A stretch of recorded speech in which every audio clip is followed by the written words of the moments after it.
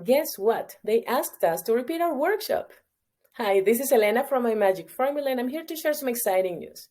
Since several teachers asked us to because they were not able to attend the previous two workshops, we're going to repeat our basic color and design theory workshop next coming Saturday, October the 2nd at 10 in the morning Colombian time.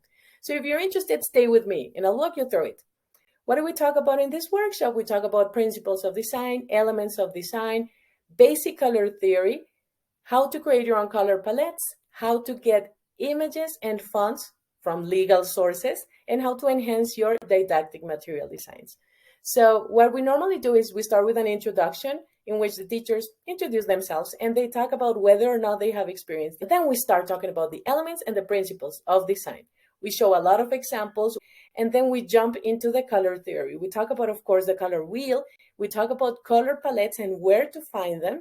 Then we talk about where to get legal, effective images for your designs and where to get good fonts.